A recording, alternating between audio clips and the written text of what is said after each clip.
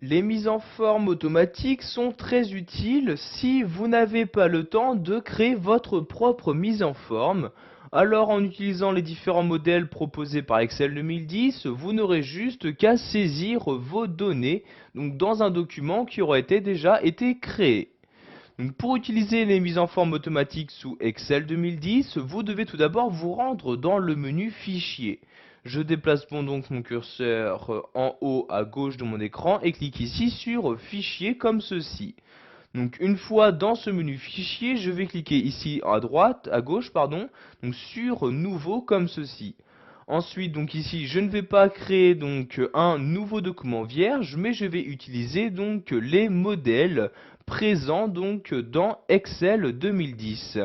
Donc par défaut, donc en même temps que la suite Office 2010, différents modèles sont installés. Donc pour les consulter, vous cliquez ici sur Exemple de modèle. Vous avez donc maintenant différents exemples de modèles qui apparaissent dans cette partie-là. Donc vous voyez par exemple un modèle en rapport avec le budget mensuel personnel, un modèle où il y aura donc une feuille de présence, un modèle de note de frais, etc. Donc par exemple ici je vais ouvrir le modèle de note de frais, je clique donc ici une fois sur note de frais pour le sélectionner, puis je clique ici sur créer pour l'ouvrir donc dans mon document Excel et voyez donc que ce document s'est bien ouvert. Il ne me restera plus donc qu'à insérer donc les différentes données que je souhaite. Donc vous voyez par exemple ici le numéro de relevé de compte. Dans cette partie là vous allez mettre le nom de la société et vous avez donc ici donc les différentes notes de frais donc que vous pouvez insérer dans ce tableau-ci. Donc je vais maintenant fermer ce modèle de mon document en me rendant en haut à droite et en cliquant ici sur la croix comme ceci. Donc je n'enregistre pas ce modèle, je clique donc ici sur ne pas enregistrer. Donc sachez que si tous les modèles présents dans Excel ne vous conviennent pas, vous avez la possibilité d'en télécharger de nouveaux. Pour ce faire, vous retournez en haut à gauche ici sur le menu Fichier, je reclique ici sur Nouveau comme ceci. Donc pour télécharger de nouveaux modèles, vous allez vous rendre ici dans la catégorie modèle office.com et vous avez donc ici dans cette partie-là tous les modèles qu'il est possible d'utiliser. Donc vous voyez ici, si je descends à l'aide de l'ascenseur, vous pourrez avoir donc ici une vue sur les différents modèles qui vous sont proposés. Vous voyez soit des calendriers, des factures, formulaires, notes de frais, papier à lettres, etc. Donc si par exemple vous souhaitez créer un nouveau calendrier, je clique ici une fois sur calendrier.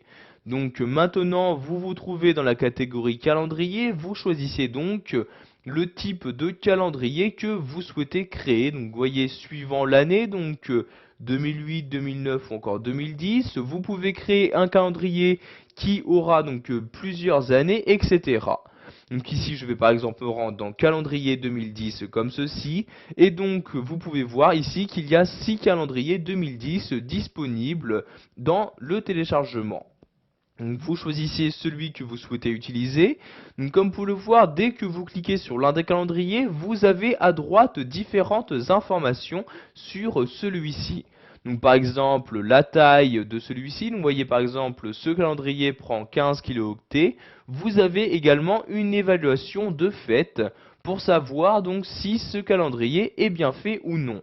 Donc par exemple celui-ci il y a eu un vote et il comporte donc 3 étoiles sur 5. Donc si vous souhaitez l'utiliser donc vous devez le télécharger en cliquant ici sur le bouton télécharger comme ceci. Donc à la fin de téléchargement, vous allez avoir ce même calendrier qui va s'ouvrir automatiquement dans Excel 2010. Donc vous voyez ici c'est le cas, le calendrier s'est ouvert. Vous pouvez si vous le souhaitez le personnaliser. Donc par exemple ici, vous voyez je double-clique dans cette cellule et je vais rajouter donc le mot année comme ceci, je mets un espace et j'appuie sur la touche entrée. Donc comme vous pouvez le voir, dans un modèle de document, il y a déjà donc une mise en forme de créer, donc comme c'est le cas ici pour ce calendrier, et vous avez déjà donc un grand nombre d'informations d'insérer. Donc vous voyez ici par exemple pour le calendrier, vous avez accès à tous les mois, donc mois que vous pourrez sans aucun problème personnaliser à votre guise. Voilà, vous savez maintenant comment utiliser les mises en forme automatiques proposées par Excel 2007, que ce soit donc celles installées par défaut avec le logiciel ou en téléchargeant de nouvelles sur office.com.